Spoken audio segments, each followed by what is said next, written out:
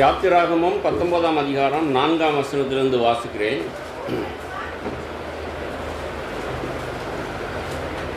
நான் எகிப்தியருக்கு செய்ததையும் நான் உங்களை கழுகுகளுடைய சட்டைகளின் மேல் சுமந்து உங்களை என் அண்டையிலே சேர்த்து கொண்டதையும் நீங்கள் கண்டிருக்கிறீர்கள்.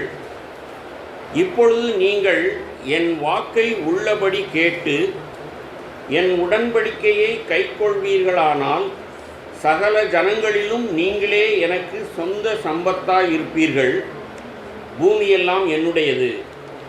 நீங்கள் எனக்கு ஆசாரிய ராஜ்யமும் பரிசுத்த ஜாதியுமாய் இருப்பீர்கள் என்று நீ இஸ்ரவேல் புத்திரரோடே சொல்ல வேண்டிய வார்த்தைகள் என்றார். கர்த்தர் மோசேக்கு சொல்லி மோசேயின் மூலமாய் தான் தெரிந்து கொண்ட இஸ்ரேல் ஜனங்களுக்கு சொன்ன வார்த்தை. அவர் எவ்வளவு ஒரு வல்லமையுள்ள தேவன். அவர் எகிப்திலே அவ்வளவு பெரிய ஆளுகை அதிகாரமுடைய பார்வோன் ராஜா அவனுடைய ராஜ்யத்திலிருந்து இந்த எளிமையான அடிமைப்பட்டிருந்த ஜனங்களை அவர் தன்னுடைய பலத்த புயத்தினால் அவர் விடுவித்து உங்களை கழுகுகளுடைய சட்டைகளின் மேல் சுமந்து, ஒரு தாய் பறவை குஞ்சுகளை எப்படி சுமந்து வருமோ அப்படின்னா, நீங்கள் கோழியை தான் பார்த்துருப்பீங்க. பருந்து வந்துச்சுன்னா அது குஞ்சுகளை பாதுகாக்கும். ஆனால் இங்கே இந்த கழுகுகளை குறித்து நான் வாசித்தது என்ன அப்படின்னு சொன்னால், இந்த உயர கூடுகள் வச்சுருக்கோம். மலை உச்சியில் தான் கூடு கட்டி குஞ்சு பொறிச்சிருக்கோம்.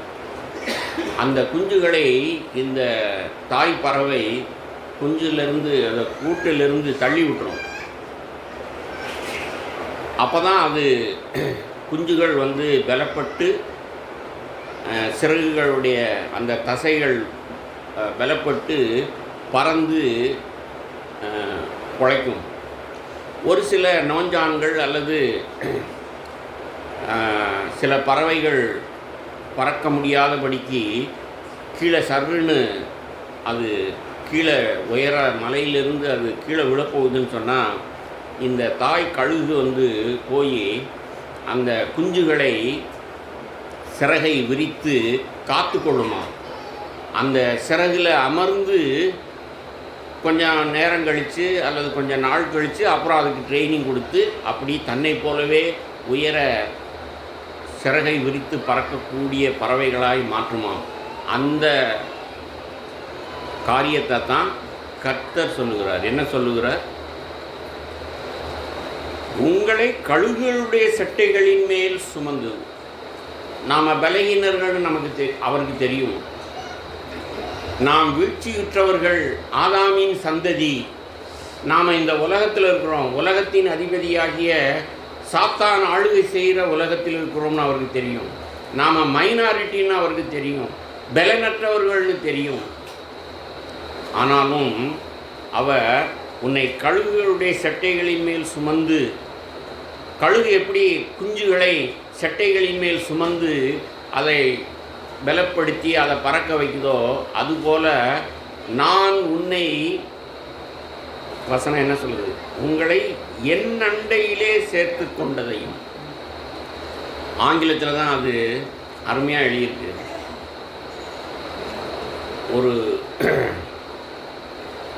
ஏதோ ஒரு பறவை குஞ்சுகளை தன்னிடத்திலே சேர்த்து கொண்டது மாத்திரமல்ல, சர்வ வல்லமையுடைய கர்த்தர், சகலத்தையும் உண்டாக்கின கர்த்தர் கொஞ்ச பேரை, அந்த யூத ஜனங்களை, இன்றைக்கு சபையில் உட்கார்ந்திருக்கிற உன்னையும் என்னையும்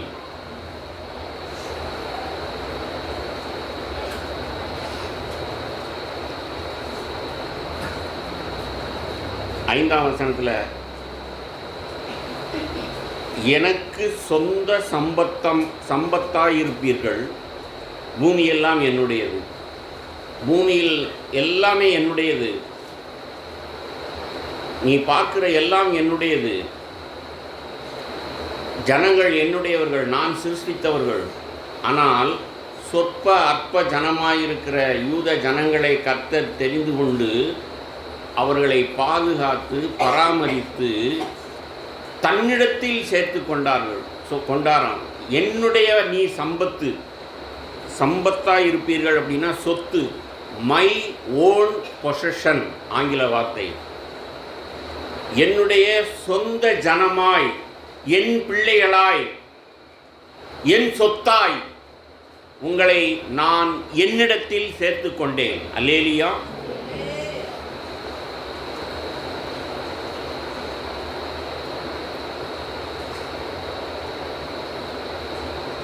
ஐந்தாம் வசனத்தில்,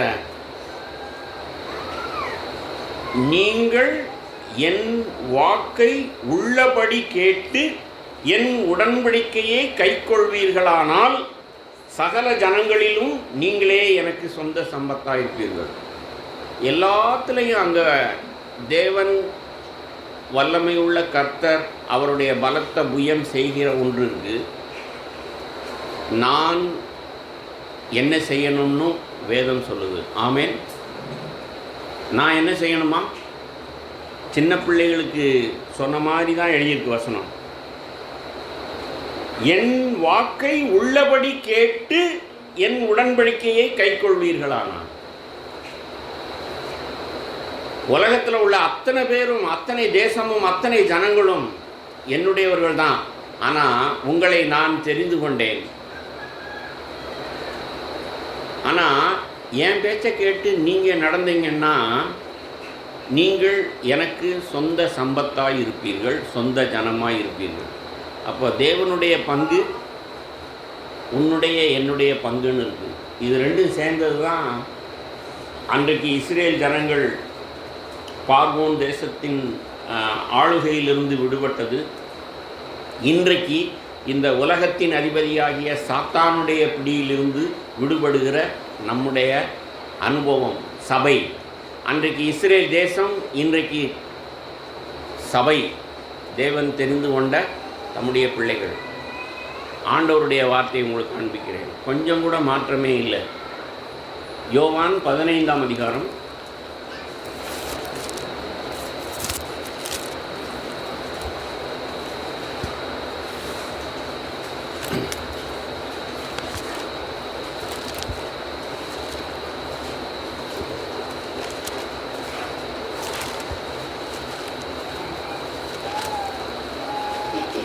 யோவான் 15ஆம் அதிகாரம் 12 வாசிக்கிறேன்.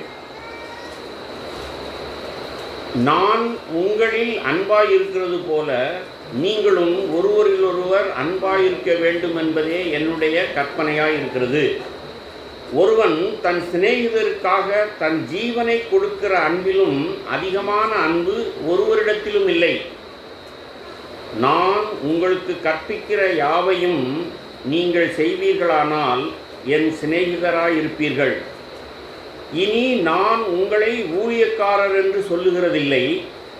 ஊழியக்காரன் தன் எஜமான் செய்கிறதை அறிய மாட்டான். நான் உங்களை சிநேகிதர் என்றேன், ஏனெனில் என் பிதாவினிடத்தில் நான் கேள்விப்பட்ட எல்லாவற்றையும் உங்களுக்கு அறிவித்தேன். நீங்கள் என்னை தெரிந்து கொள்ளவில்லை, நான் உங்களை தெரிந்து கொண்டேன். நீங்கள் என் நாமத்தினாலே பிதாவை கேட்டுக்கொள்வது எதுவோ அதை அவர் உங்களுக்கு கொடுக்கத்தக்கதாக நீங்கள் போய் கனி கொடுக்கும்படிக்கும் உங்கள் கனி நிலைத்திருக்கும்படிக்கும் நான் உங்களை ஏற்படுத்தினேன். நீங்கள் ஒருவரில் ஒருவர் அன்பாயிருக்க வேண்டுமென்றே இவைகளை உங்களுக்கு கற்பிக்கிறேன். கர்த்தருக்கு பயந்து அவருடைய சத்தம் கேட்டு எப்படி நீதி, சமாதானம், சந்தோஷம் உடைய மனுஷனாய் நான் இருக்கணும்னு தீர்க்கமாய் தியானிச்சிட்டோம். கிறிஸ்தவம் என்பது ஒரு தனிப்பட்ட மனுஷனுடைய வாழ்க்கை அல்ல, அல்லது மனிதனை பற்றியதல்ல. எல்லா மதமும் அப்படி போதிக்கும். ஆனால் இப்போ நம்ம வாசித்த வார்த்தையின்படி இயேசு ஒரு கூட்டத்தை, எப்படி இஸ்ரேல் ஜனங்களை நாம் யாத்ராகமத்தில் பார்த்தது போல ஒரு குறிப்பிட்ட கூட்டத்தை, ஒரு ஜனத்தை தெரிந்து கொண்டாரோ, அதே போல் இயேசு நீங்கள் என்னை தெரிந்து கொள்ளவில்லை, நான் உங்களை தெரிந்து கொண்டேன். அவர் பேர் சொல்லி அவர் நம்மை அவருக்கென்று அழைத்திருக்கிறார். அல்லேலூயா. நீ உனக்கு சொந்தம் அல்லவே, மீட்கப்பட்ட பாவி நீ உனக்கு சொந்தம் அல்லவே. நான் பாவிதான். இயேசு அவருடைய ரத்தம் சிந்தி என்னை மீட்டு கொண்டார்னா அவருக்கு சொந்த ஜனமாய் என்னை தெரிந்து கொண்டார். சபையில் உட்கார்ந்துருக்கிற ஒவ்வொருவருக்கும் அப்படிப்பட்ட உணர்வு இருக்கணும். இப்போ தேவன் ஒரு தனிப்பட்ட மனுஷனிடத்தில் இல்லை.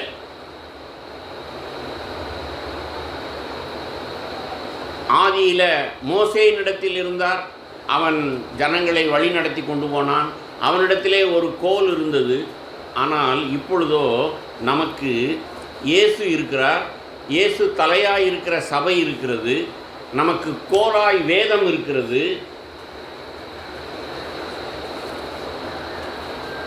மேய்ப்பன், நல்ல மேய்ப்பன் ஆடுகளை நடத்தி செல்லுகிறது போல ஆண்டவர் நம்மை நடத்தி செல்லுகிறார். ஆவியானவர் நயங்காட்டி பட்சமாய் பேசி வழிதப்பி விடாதபடிக்கு நம்மை நடத்தி கொண்டிருக்கிறார். நாம் எல்லாரும்னா எல்லாரும் இல்லை. நான் யதார்த்தவாதி. பழைய ஏற்பாட்டில் ஆனாலும் சரி, புதிய ஏற்பாட்டினாலும் சரி, ரட்சிக்கப்படுகிறவர்கள் சில பேர் தானா அப்படின்னு தான் புதிய ஏற்பாட்டில் இயேசுவினிடத்தில் கேட்டாங்க. குறுகலான பாதைன்னு சொன்னார். பழைய ஏற்பாட்டில் பக்கத்துக்கு பக்கம் எல்லாரும் இஸ்ரேல் ஜனங்கள் அல்ல. இஸ்ரேல் ஜனங்களில் நாம் இப்போ வாசித்தது போல கர்த்தருக்கு பயந்து உடன்படிக்கையை கை கொள்ளுகிறவர்கள் மீதியான கொஞ்சம் பேர். ஆமென்.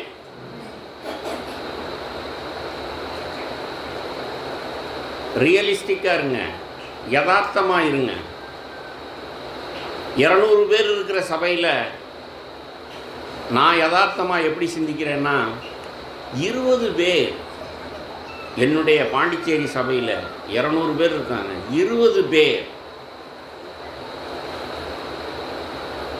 தலையாகிய கிறிஸ்துவுக்குள் உடன்படிக்கையை கை கொண்டு கர்த்தருக்கு பயந்து ஆவியானவருடைய சத்தம் கேட்டு என்ன கஷ்டம் என்ன நெருக்கம் வந்தாலும் விசுவாசத்தை விட்டுவிடாமல் கடந்து போய்கொண்டே இருக்கிறார்கள்னு சொன்னால் அவர்களோட தாங்க நான் ஐக்கியமாக இருக்கிறேன். மீதி 180 பேர் சபையில் இருக்கிறாங்க, ஸ்தோத்திரம் பண்ணுறாங்க, எல்லாரும் சமைச்சு சாப்பிட்றோம், எல்லாரும் ஒரே பிரசங்கத்தை தான் கேட்குறோம். ஆனால் தேவனுடைய பார்வையில் பிரபாகருடைய கணக்கின்படி 200 பேர்.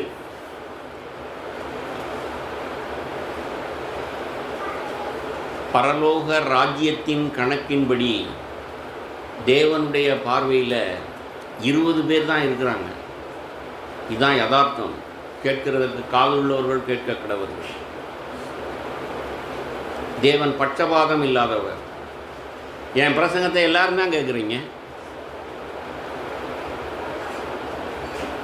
பவுல் பேசும்பொழுது கண்மலையாகிய கிறிஸ்துன்னாரு. அன்றைக்கு கண்மலையிலிருந்து தண்ணீர் வந்தது, எல்லாரும் தான் குடித்தாங்க. ஆமென்.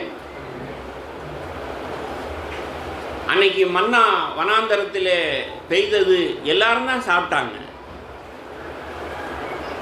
அப்போது நாம் உண்மையுள்ளவர்களாக இருக்கணும். ஆண்டவருடைய சத்தம் கேட்கிற ஆடுகளாக இருக்கணும்.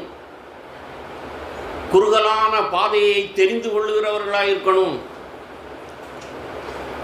அது மாத்திரம் இல்லை, ஒருவரோடொருவரும் ஐக்கியமாக இருக்கணும். நல்லா கவனிங்க. என்னுடைய வெர்டிக்கல் ரிலேஷன்ஷிப், எனக்கும் என் ஆண்டவருக்கும் உறவு சரியாக இருந்தால் எனக்கும் என் மனைவிக்கும் என்னுடைய புருஷனுக்கும் என்னுடைய குடும்பத்தில் ஐக்கியம் இருக்கும், என்னுடைய சபையில் ஐக்கியம் இருக்கும். ஆமென். இதை பிரிக்கவே முடியாதுங்க. யோசித்து பாருங்கள். நட்டு கம்பத்தில் யாரையாவது சிலுவையில் அரைஞ்சு கொலை செஞ்சதாக சரித்திரம் கிடையாது. இயேசுவை அப்படி கொலை செய்ய முடியுமா? 2 கையையும் விரித்து குறுக்கு கம்பில் 2 கையிலையும் ஆணி கடாவப்பட்டது, 2 காலையும் சேர்த்து வச்சு நேர்களில் கட்டப்பட்டது. அப்படி தான் அவர் கொலை செய்யப்பட்டார். யோவான் சுவிசேஷத்தை எழுதின யோவான் அப்போஸ்தலன் தன்னுடைய நிருபத்தில், காண்கிற சகோதரனிடத்தில் அன்பு கூற முடியாதவன் காணக்கூடாத தேவனிடத்தில் எப்படி அன்பு கூறுவான் கேட்டாரா? பிரிக்கவே முடியாது. கர்த்தருக்கு பயப்படுகிற ஒரு மனுஷன் கர்த்தருக்கு பயப்படுகிறவர்களுடனே ஐக்கியமாக இருப்பான், பிரிக்கவே முடியாது.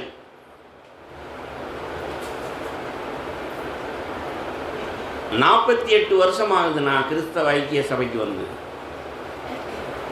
என்னை யாரும் பிரிக்க முடியல. என் வாழ்க்கையில் நடந்த நிகழ்வுகள் கர்த்தரிடத்திலிருந்தும் என்னை பிரிக்க முடியலை.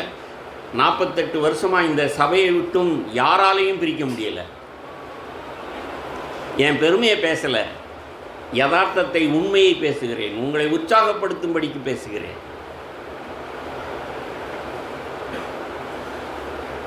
நாம் சபையில் இருக்கிறோமா? தேவனுடைய சபையில் இருக்கிறோமா?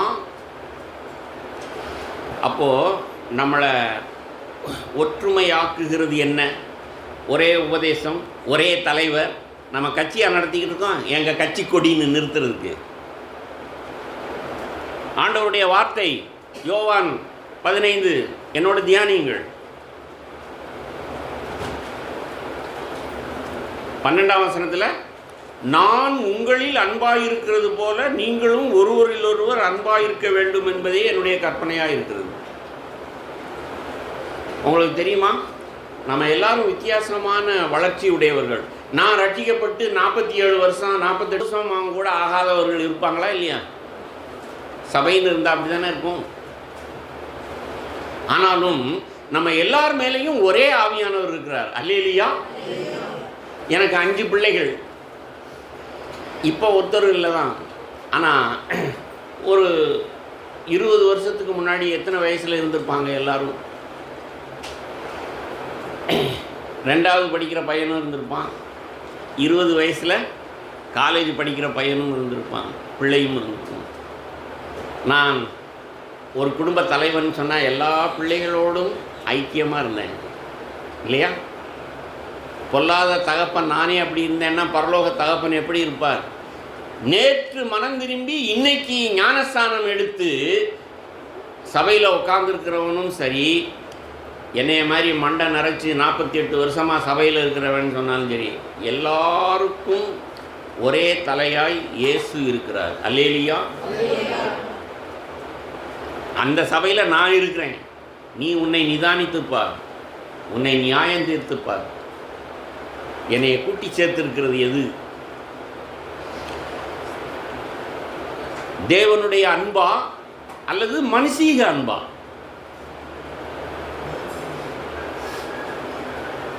நம்மளே அநேகம் பேருக்கு அன்பு இருக்கு, ஆனா இயேசு சொல்ற அன்பு இல்லை. என்ன வாஸ்தவம்? நான் உங்களில் அன்பாயிருக்கிறது போல நீங்களும் ஒருவர் அன்பாயிருக்கணும். ஒரு நாய் குட்டி போட்டுச்சுன்னு சொன்னால் குட்டியை நக்கி நக்கி வளர்க்கும், பால் கொடுக்கும், நக்கி நக்கி வளர்க்கும். அப்படி நாம் இருக்கக்கூடாது. பெத்த பிள்ளை பாசம், அந்த இயற்கையான மனுஷீக அன்பு நம்முடைய குடும்பங்களிலே காணப்படக்கூடாது.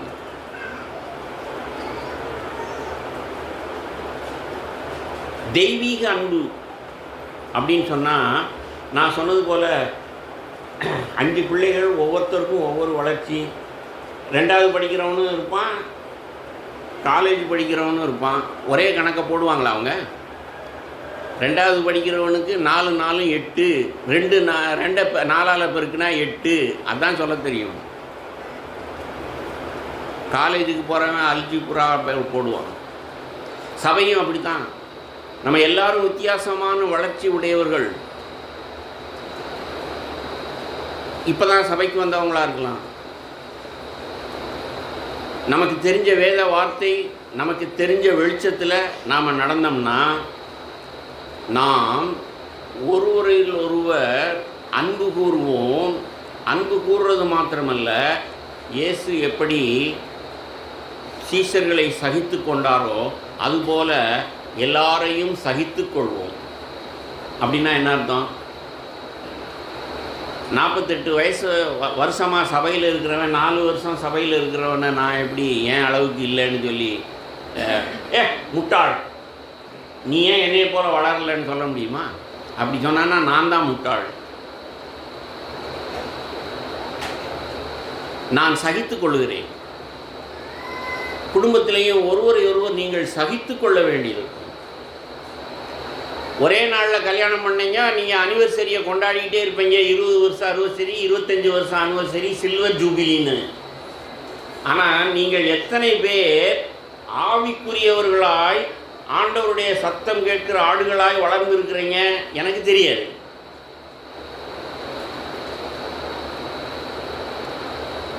அப்படின்னா யதார்த்தம் என்ன? ஆண்டவருடைய வார்த்தையின்படி நான் எப்படி விளங்கி இருக்கிறேன்னா, பிதாவோடு செல்ல பிள்ளையாக இருந்தவர், மடியிலே ஒற்றைக்கு ஒற்றையாய் தேவ மைந்தனாய் இருந்தவர். ஆனால் இந்த பூமிக்கு வந்த பிறகு அவர் சீஷர்களை தெரிந்து கொண்டார். அந்த சீஷர்கள் வித்தியாசமான சூழ்நிலையிலிருந்தும் வித்தியாசமான இதில் பேக்ரவுண்டில் இருந்தும் வித்தியாசமாய் வளர்க்கப்பட்டவர்களுமாய் வந்தார்கள். அவர்கள் எல்லாரையும் ஆண்டவர் சகித்து கொண்டார். ஆமென். நாமும் சபையின் வந்தால் ஒருவரை ஒருவர் சகித்து கொள்ளணும். குடும்பத்திலையும் ஒருவரை ஒருவர் சகித்து கொள்ளணும். அங்கே ஒரு முரண்பாடு வருதுன்னு வச்சுக்கிடுவோமே, புருஷன் மனைவியாக இருக்கட்டும், சபையில் சகோதரர்களாக இருக்கட்டும், பலவான் பலகீனனை தாங்கணும். ஆமென். நான் பலவானாய் நான் இயேசுவை பார்த்துருந்தேன்னு சொன்னால், அவருடைய சத்தம் எனக்கு கேட்டதுன்னு சொன்னால், நான் சகித்து கொள்வேன். புருஷனாக இருந்தாலும் மனைவியாக இருந்தாலும் யோசித்து பாருங்கள். சரி, அவருக்கு கிடைச்ச வெளிச்சத்தில் அவர் நடக்கிறார். ஒரு தடவை சொல்லிட்டோம், சாராளை போல 2 முறை கூட சொல்லிட்டோம். சாராளுடைய வாழ்க்கையில் 2 முறை. அதுக்கு பிறகு நிச்சயமாய் ஆபிரகாம் அந்த பாவத்தை திரும்ப செய்யவே மாட்டான். ஆமென். இதாங்க குடும்பம். நாம் எல்லாரும் குறைவுடையவர்கள். நாம் எல்லாரும் இன்னும் இயேசுவை போல் மாறிடல. இயேசுவை போல் நாம் இன்னும் பூரணர் ஆகலை. இந்த பூமியிலே இருக்கிற வரைக்கும் நாம் குறைவுள்ளவர்கள். எனக்கு எல்லா வெளிச்சமும் இல்லை. எனக்கு கிடைச்ச வெளிச்சத்தில் சரி, என்னை விட அதிகமாக ஒருத்தருக்கு வெளிச்சம் இருக்குதுன்னு சொன்னால் அவருக்கு சுதந்திரம் கொடுத்துடணும், உன்னுடைய வெளிச்சத்தின்படி நட அப்படின்னு. இன்னொருவருக்கு வெளிச்சம் இல்லைன்னு நீங்கள் நினச்சிங்கன்னு சொன்னால் நீங்கள் சகித்து கொள்ளணும். ஆமென். இது வேதத்தில் எவ்வளவு நேர்த்தியாக எழுதப்பட்டிருக்குன்னு பாருங்கள். 1 கொரிந்தியர் 12ஆம் அதிகாரம். எத்தனையோ சபைகளை ஸ்தாபித்தவர், எத்தனையோ மூப்பர்களுக்கு புத்தி சொன்ன அப்போஸ்தலன் பவுல்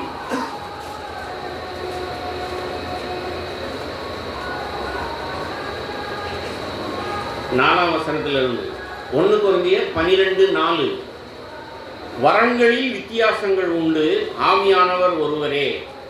ஊழியங்களிலேயும் வித்தியாசங்கள் உண்டு, கர்த்தர் ஒருவரே. கிரியைகளிலேயும் வித்தியாசங்கள் உண்டு, எல்லாருக்குள்ளும் எல்லாவற்றையும் நடப்பிக்கிற தேவன் ஒருவரே. ஆவியினுடைய அனுக்கிரகம் அவனவனுடைய பிரயோஜனத்திற்கென்று அளிக்கப்பட்டிருக்கிறது. எவ்வளவு எளிமையாக பேசுகிறார். ஆனாலும் நாம் அது கடைப்பிடிக்கிறோமா? முதல்ல ஊழியங்களிலே வித்தியாசம் உண்டு.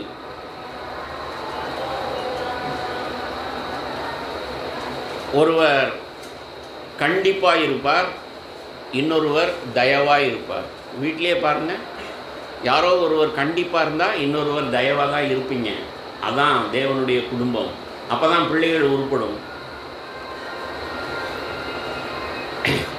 2 பேருமே பெரம்பு எடுத்துட்டாங்கன்னு வச்சுக்கோங்க, 2 பேருமே சாத்தினாங்கன்னு வச்சுக்கோங்க, அந்த பிள்ளை என்ன ஆகும்?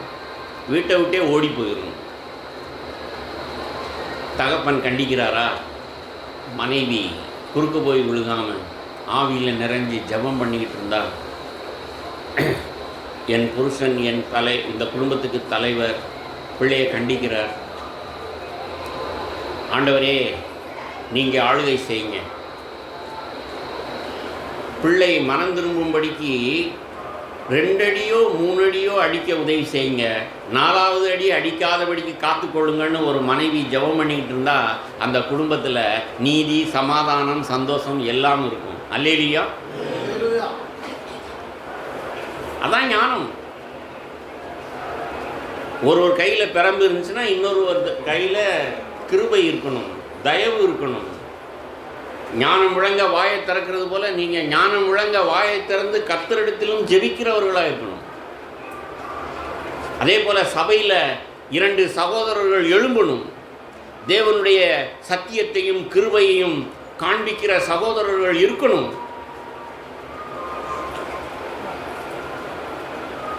சகரியா பூனனும் ஈஎன் ராப்சனும் இருந்த நாட்களிலிருந்து சபையில் இருக்கிறேன் நான்.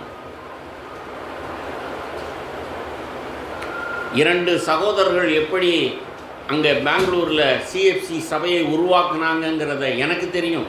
என்னிடத்தில் வந்து கேள். நான் பார்த்த மாடல் சர்ச்.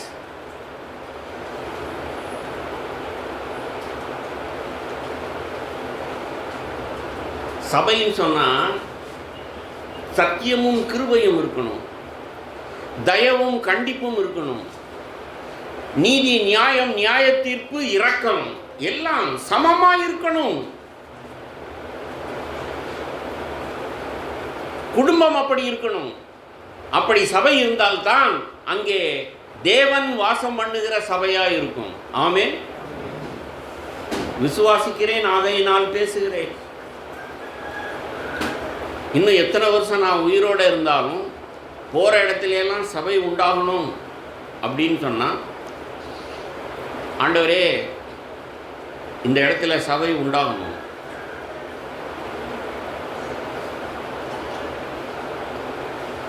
நான் மதுரைக்கு வர்றேன் என்னுடைய மனைவியோடு அப்படின்ன உடனே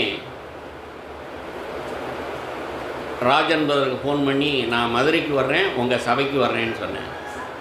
அந்த சகோதரன் சந்தோஷமாக, நீங்கள் ஃபோன் வந்த உடனே எனக்கு சந்தோஷம் ஆயிடுச்சு பிரதர், நீங்கள் அவசியம் வாங்க பிரதர். ஏன்? நான் மாமனா மச்சானா அவருக்கு? ராஜனுக்கும் பிரபாகருக்கும் என்ன ஐக்கியம்? கொடுக்கல் வாங்கலாம். என் வீட்டுக்கு பெயிண்ட் அடித்து கொடுத்தாரா அவர்? ஒரு 20,000 தள்ளுபடி பண்ணி எனக்கு வேலை செஞ்சு கொடுத்தாரா? ஹலோ, நமக்குள்ள என்ன ஐக்கியம்? கர்த்தருக்கு பயப்படுகிற ஐக்கியம், தாழ்மையிலே ஐக்கியம், தனக்கானதை தேடாததிலே ஐக்கியம். கிறிஸ்துவின் அன்பு எங்களை நெருக்கி ஏவுகிறது. அல்லேலூயா. போன தடவை இதே ஊருக்கு வந்து சனிக்கிழமை உட்காந்து சகோதரர்கள் கூட்டத்தில் பேசினேன். நான் அதெல்லாம் ரெக்கார்ட் பண்ணல. ஆனால் ரெக்கார்ட் பண்ணுறோனோ இல்லையோ, எது ரெக்கார்ட் ஆகுதோ இல்லையோ, எனக்கு ஆவியில் ரெக்கார்ட் ஆகிருக்கு.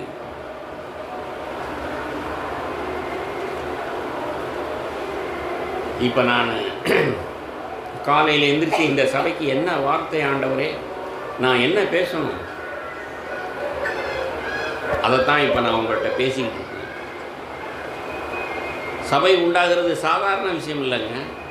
ஏதோ ஒரு வரம் பெற்றவன், ஒரு போதனை செய்தவன், ஏதோ ஒரு பைபிள் காலேஜுக்கு போயிட்டு வந்தவன் நடத்தினா ஒரு பெயர் பலகை தான் தொங்கும், அது சபையாக ஆகும். வார்த்தை என்ன வார்த்தைங்க கேளுங்க. ஊழியங்களிலேயே வித்தியாசங்கள் உண்டு, கர்த்தர் ஒருவரே. கிரியைகளிலேயும் வித்தியாசங்கள் உண்டு. எங்கள் சபையில் ஒருவரை உதவிக்காரராக ஃபெசிலிட்டேட்டராக நியமிச்சிருக்கிறோம். அந்த குடும்பம் புருஷன் மனைவி 2 பேரும் சமையல் கட்டில் நின்று 200 பேருக்கும் நேர்த்தியாக சமைச்சு போடுறவங்க. நான் காலையில் 6 மணிலேருந்து 9 மணி வரைக்கும் வேதத்தை தியானிச்சேன்னா அவர் கிச்சனில் 6 மணிலேருந்து 9 மணி வரைக்கும் அடுப்பில் அனலில் இருக்கிறார். புருஷனும் மனைவி. நானும் மூப்பர், அவரும் மூப்பர். அல்லேலூயா. ஆவியானவர் என்னையும் எக்யூப் பண்ணுறார். எனக்கும் வார்த்தையை தர்றார், வெளிச்சத்தை கொடுக்கிறார், அதிகாரத்தை கொடுக்கிறார், அபிஷேகத்தை கொடுக்கிறார். அவங்களுக்கும் ஞானத்தை கொடுக்கிறார். விபிஎஸ்க்கு 3 நாள் சமைச்சு போட்டாங்க. பிள்ளைகள் முதற்கொண்டு வேண்டாம்னு சொல்லாதபடிக்கு காரம் இல்லாமல் சமைச்சு கொடுத்தாங்க. ஒவ்வொரு நாளும் அவரை தட்டி கொடுத்தேன். பிள்ளைகள் கூட சாப்பிடக்கூடிய அளவுக்கு அவங்க ஜெபம் பண்ணி, அவங்க மெனு போட்டு, அவங்க பிரயாசப்பட்டு அப்படி சமைச்சு கொடுக்குறாங்க. எனக்கு சந்தோஷமாக இருக்குது. வரங்களில் வித்தியாசங்கள் உண்டு, கிரியைகளில் வித்தியாசங்கள் உண்டு. 7ஆம் வசனம் தான் முக்கியம். அது தமிழில் சரியாக வரல, இங்கிலீஷில் சரியாக எழுதிட்டு பாருங்கள். ஆவியினுடைய அனுக்கிரகம் அவனவனுடைய பிரயோஜனத்துக்கென்று அளிக்கப்பட்டிருக்கிறதுன்னு எழுதியிருக்கு. இங்கிலீஷில் என்ன எழுதியிருக்கு தெரியுமா?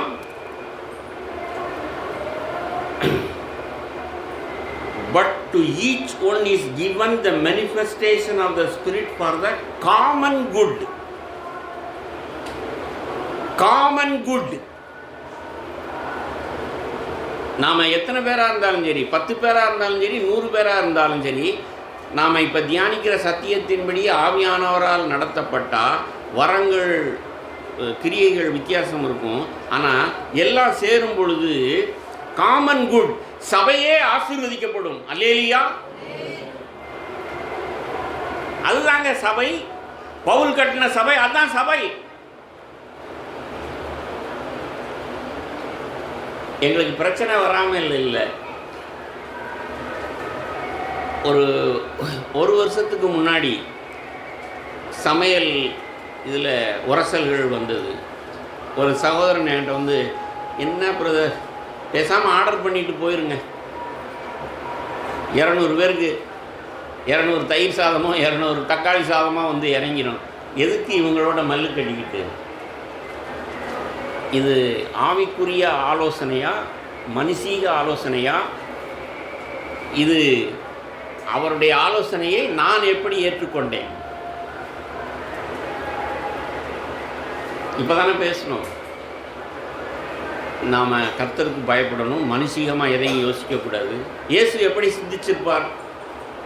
அல்லது ஆதி திருச்சபையிலே எப்படி நடந்தது? அப்போஸ்தலர்கள் கட்டின சபையில் பிரச்சனை இல்லாமல் இருந்ததா? அங்கே என்ன எழுதியிருக்கு? இந்த விதவைகளுக்கு குறைச்சலாக கொடுக்குறாங்க, இந்த விதவைகளை அதிகமாக கவனிக்கிறாங்கன்னு சொல்லி அங்கே பிரச்சனை வந்தது. ஆனால் ஆதியிலே அப்போஸ்தலர்கள் ஞானமாய் நடந்ததுனால அங்கே தேவனுடைய சபை கட்டப்பட்டது. அல்லேலூயா. நான் என்ன சொன்னேன்னு நினைக்கிறீங்க? அவுட் சோர்ஸ் பண்ணிடுங்க பிரதர், ஆர்டர் பண்ணிடுங்க பிரதர், பாக்கெட் வந்து இறங்கிடும், எல்லோரும் சாப்பிட்டுட்டு போகட்டும். அங்கே என்ன கான்ஃபரன்ஸ் மாதிரி இந்த இப்போ இதெல்லாம் நடத்துகிறாங்களே, அது மாதிரியா நாம் நடத்திக்கிட்டு இருக்கிறோம்? உலகத்தார் நடத்துகிற மாதிரி கட்சிக்காரன் தான் நடத்துவான். பிரியாணி பாக்கெட் ஆளுக்கு ஒன்று கொடுத்து. நான் என்ன சொன்னேன் தெரியுமா? உரசல் வரத்தான் செய்யும், நாம் சோதிக்கப்படத்தான் செய்வோம். பிணக்குகள், கஷ்டங்கள், என் பேச்சை கேட்கலை, எல்லாம் வரத்தான் செய்யும். அவங்க உரசட்டும். அப்படி உரசினாதான் மனுஷீக அன்பை களைந்து போட்டு தெய்வீக அன்பிலே, இப்போ நம்ம வாஸ்தபடி யோவான் 15 வாஸ்தபடி, நான் உங்களிடத்தில் அன்பு கூர்ந்தது போல அன்பு கூறுவாங்க. இவங்க பழகுவாங்க. இன்றைக்கி பழகிட்டாங்க. ரெகுலராக வார வாரம் இதெல்லாம் நடந்துகிட்டு இருக்கு. சகோதரனே சகோதரியே, சபை உண்டாகிறதுங்கிறது சாதாரண விஷயம் இல்லை. அதில் எவ்வளவோ பிரச்சனைகள் வரும். ஆனால் நாம் தேவ அன்பினால் இறுக கட்டப்பட வேண்டும். சகிக்கணும். எப்படி டைவர்ஸ் பண்ணிடாம வீட்டில் புருஷன் மனைவியும் வாழ்ந்துக்கிட்டு இருக்கோம்ல,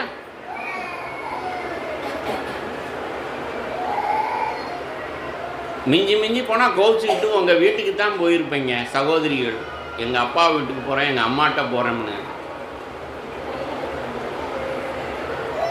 நம்ம யாரும் டைவர்ஸ் பண்ணிடலையே. தேவ அன்புனால் நாம் கட்டப்படணும். அப்படி தேவன் நம்மை கட்டுகிற சபையாக இருக்கணும். சகிக்கிறவர்கள், ஒருவரை ஒருவர் ஏற்றுக்கொள்ளுகிறவர்கள், மனுஷீக அன்பை களைந்து போட்டு தெய்வீக அன்பினால் கட்டப்படுகிறவர்களாக இருக்கணும்.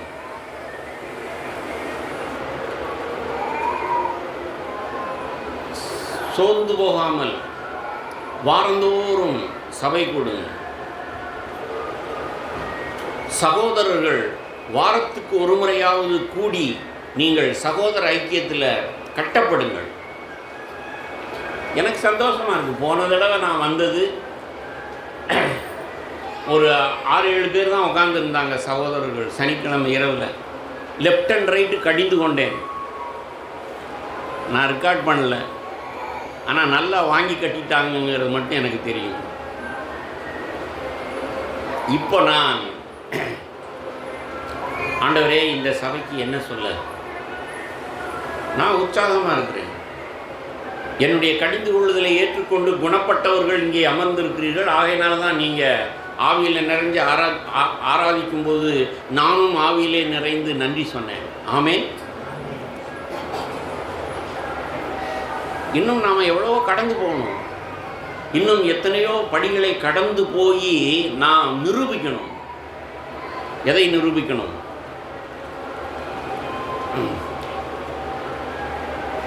1 கொரிந்தியர் 12ஆம் அதிகாரம் 18ஆம் வசனத்தில் பாருங்கள். 1 கொரிந்தியர் 12ஆம் அதிகாரம் 18ஆம் வசனத்தில், தேவன் தமது சித்தத்தின்படி அவயவங்கள் ஒவ்வொன்றையும் சரீரத்திலே வைத்தார். அவையெல்லாம் ஒரே அவயவமாயிருந்தால் சரீரம் எங்கே? இதுதான் இன்றைக்கு கிறிஸ்தவ உலகத்தில் இருக்கு. One man show. ஒரே ஒரு பாஸ்டர், அவர் அதிகாரம் பண்ணுவார், ஆளுகை செய்வார். அவருக்கு பயந்துக்கிட்டு எல்லாரும் கீழ்ப்படிவாங்க. அது சபையாகுமா?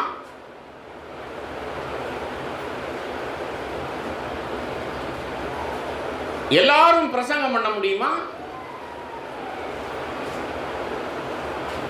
எல்லாரும் ஒரே வேலையை செஞ்சால் எப்படி அங்கே காரியம் நடக்கும்?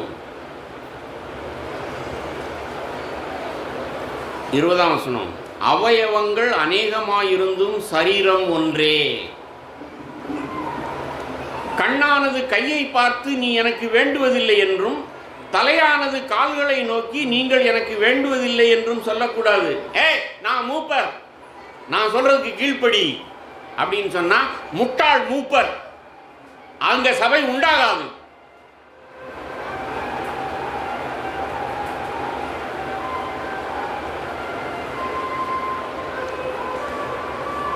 நீ தலையா இருக்கலாம், கால் இருந்தால் தான் நடக்க முடியும். ஆமென்.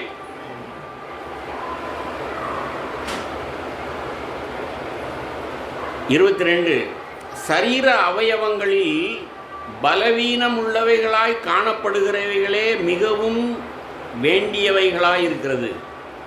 மேலும் சரீர அவயவங்களில் கனவீனமாய் காணப்படுகிறவைகளுக்கே அதிக கனத்தை கொடுக்கிறோம். நம்மில் லட்சணமில்லாதவைகளே அதிக அலங்காரம் பெறும். நம்மில் லட்சணம் உள்ளவைகளுக்கு அலங்கரிப்பு வேண்டியதில்லை. சரீரத்தில் 25 அண்டர்லைன் பண்ணி வச்சிருக்கேன். சரீரத்தில் பிரிவினை உண்டாயிராமல் அவயவங்கள் ஒன்றை குறித்து ஒன்று கவலையாயிருக்கும்படிக்கு தேவன் கனத்தில் குறைவுள்ளதற்கு அதிக கனத்தை கொடுத்து இப்படி சரீரத்தை அமைத்திருக்கிறார். சகோதரனே சகோதரியே, சின்ன பிள்ளைகளுக்கு சொல்லிக் கொடுக்குற மாதிரி பவுல் சொல்லிக் கொடுக்குறார் சபைக்கு. எந்த சபைக்கு? அங்கே வாக்குவாதங்கள் இருந்தது. பவுலை சேர்ந்தவன் அப்பல்லை சேர்ந்தவன் என்று இருந்தார்கள். குறைவுள்ள சபை. என்னடா இதான் அப்பம்பிக்கிறது, இது அப்பம்பிக்கிறது இல்லையே,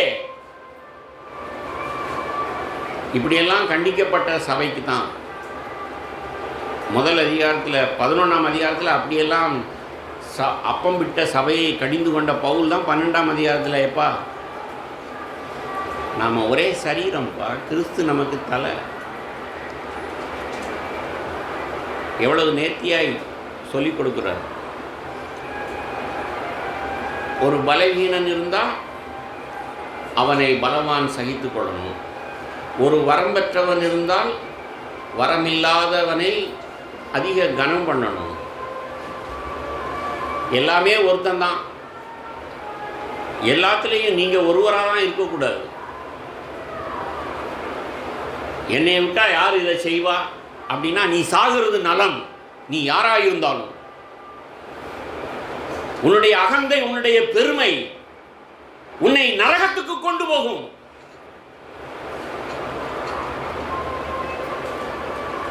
இருநூறு பேர் இருக்கிற சபையில் 5-6 சகோதரர்கள் பேசின பிறகு கடைசியாக இருக்கிற 15-20 நிமிஷத்தில், மிஞ்சி போனால் அரை மணி நேரத்தில் தான் இந்த மூத்த சகோதரன் பேசுகிறான். நான் இன்னைக்கு சாகிறதுக்கு தயார், நான் இல்லைன்னா சபை இருக்கும். அல்லேலூயா.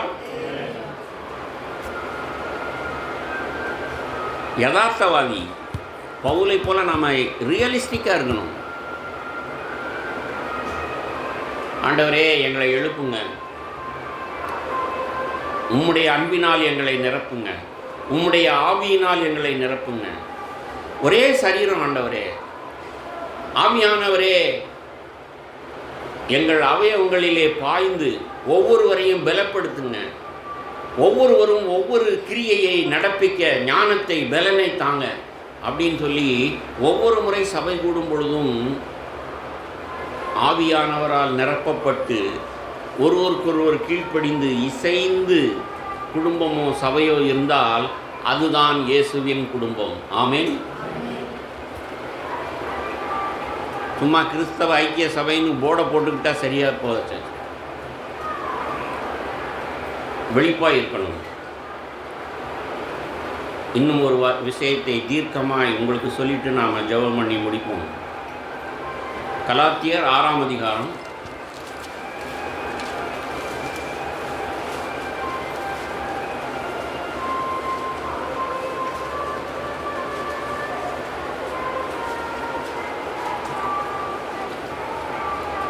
கலாத்தியர் 6ஆம் அதிகாரம்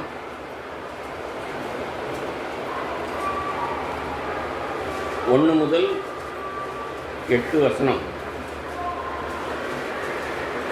எல்லாத்தையும் வியாக்கியானம் பண்ண முடியாது, அதுவே ஒரு பிரசங்கம் ஆயிரும். ஆனால் நீங்கள் ஆவிக்குரியவர்களாக இருந்து ஆவியில் நிறைஞ்ச நீங்கள் தியானிங்க.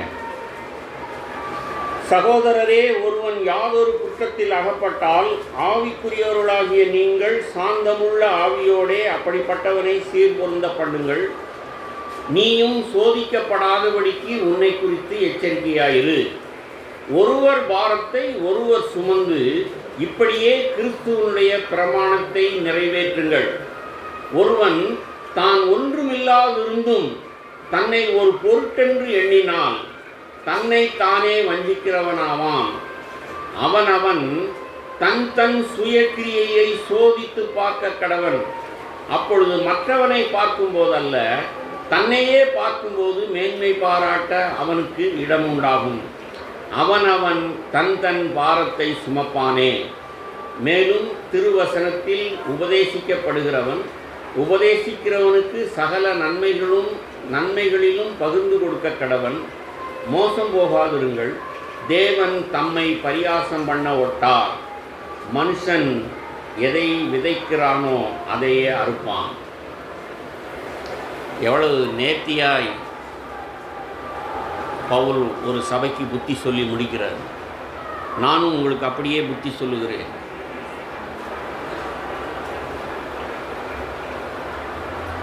அவனவன் தன் சுயக்கிரியையை சோதித்து பார்க்க கடவன். 4ஆம் வசனம். நான் உங்களுக்கு பிரசங்கம் பண்ணிட்டு நான் போய் உட்காந்து நான் மனுஷீகமாக அதட்டினேன்னா, அதிகாரம் பண்ணேன்னா, சீனியர் பிரதர்னு சொல்லி நான் ஆளுகை செய்தேன்னா, என்னிடத்தில் கிறிஸ்துவின் சிந்தை இருந்ததா, தயவு இருந்ததா, அப்படி தான் நான் தியானிக்கணும். அவனவன் தன் கிரியை சோதித்து பார்க்க கடவன்.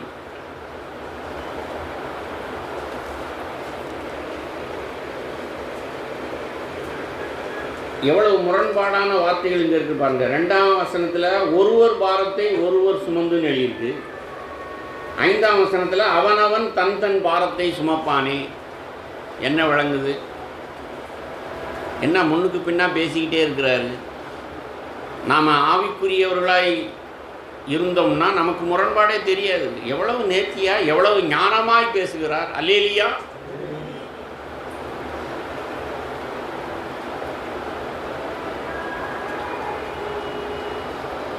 நான் தாழ்மையாய் எனக்கானதை தேடாமல் கிறிஸ்துவின் சிந்தையாய் இருந்தால் என்னுடைய அக்கிரமம் எனக்கு தென்படும். ஆமென். இவர் இதை இப்படி செஞ்சுருக்கணும், அதை அவர் அப்படி செஞ்சுருக்கணும், நான் சொன்னபடி செய்யலை, அதனால தான் பிரச்சனை. பிறரை விரல் நீட்டினால், பிறரை குற்றப்படுத்தினால் அங்கே சபை கட்டப்பட முடியாது. சரி, ஒருவர் ஒன்றை மறந்துட்டார். ஒருவர் பாரத்தை ஒருவர் சுமந்து, ஒருவர் செய்கிறதுல ஒரு குறை இருக்குது அப்படின்னா, தள்ளு உனக்கு ஒன்றும் தெரியாது அப்படின்னு சொல்லி செய்யக்கூடாது. யோசித்து பாருங்க. காலையில் நான் போவேன், காய்கறி நறுக்கிட்டு இருப்பாங்க, அந்த குடும்பம் உலைய என்னென்னமோ செஞ்சுக்கிட்டு இருப்பாங்க. நான் போய் ஆவியில் நிறைஞ்ச ஆண்டவரே, இத்தனை பேரும் இவ்வளவு பிரயாசப்பட்டு ஆகாரம் தயார் பண்ணுறாங்க, என்னையே நான் நிதானிப்பேன். அந்த அனல் பறக்கிற அடுப்பில் வேர்க்க வேர்க்க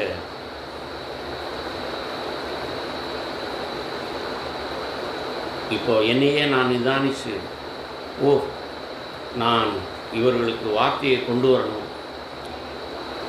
ஒரே ஒரு வார்த்தை பேசும் அப்படின்னு சொன்னது போல் இவர்களுக்கு ஒரே ஒரு வார்த்தையை நான் பேசணுமே அப்படின்னு சொல்லிட்டு அப்படியே ஆவியில் நிறைஞ்சு நான் ஒருவேளை 3 மணி நேரம் தியானிச்சிருக்கலாம். என்னையே என் தேவையை உணர்ந்து, ஆண்டவரே, இந்த சபைக்கு நான் என்ன வார்த்தை சொல்லணும், ஒரே ஒரு வார்த்தை சொல்லணும்.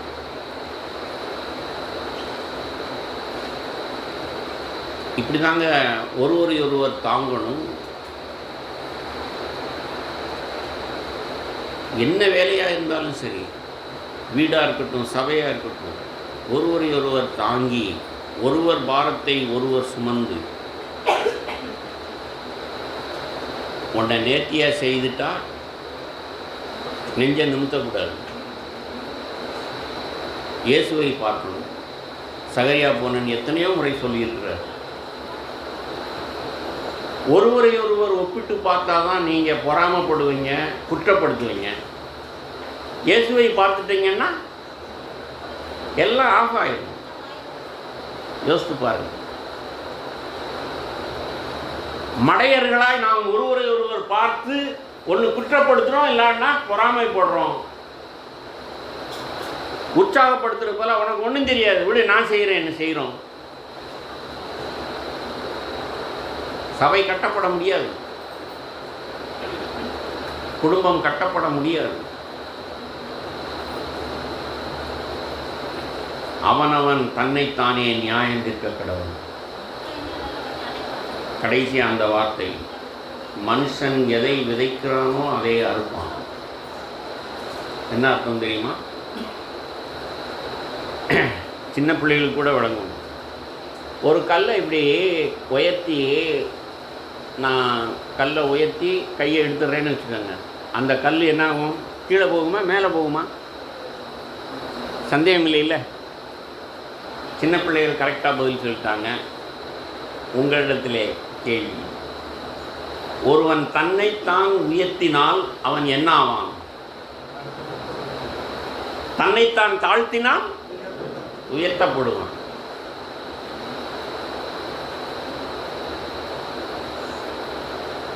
உங்களுக்கு தெரியுமா? நான் தெரிந்து கொள்ளணும், நம்ம எல்லாருக்கும் ஒரு சுயாதீனம் கொடுக்கப்பட்டிருக்கிறது. we all have free will. தேவ சாயலில் சிருஷ்டிக்கப்பட்டவர்கள்னா அதுக்கு ஒரே அர்த்தம் தான். அது என்ன அர்த்தம் தெரியுமா? தேவன் எவ்வளவு சுதந்திரமாக இருக்கிறாரோ அதே போல மனுஷனையும் மனுஷியையும் சுதந்திரம் கொடுத்து படைத்தார். ஆமென். ஆனால் முதல் தாயும் தகப்பனும் ஆதாமும் ஏவாளும் அந்த சுதந்திரத்தை அவர்கள் தப்பாய் பிரயோகம் பண்ணினார்.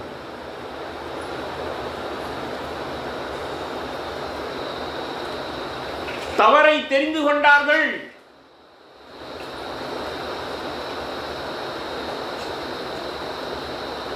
சாத்தான் பேசின உடனே ஆமா இல்ல, பார்வைக்கு அழகா இருக்கு, சாத்தான் பேசினது ரொம்ப கன்வின்சிங்கா இருக்கு.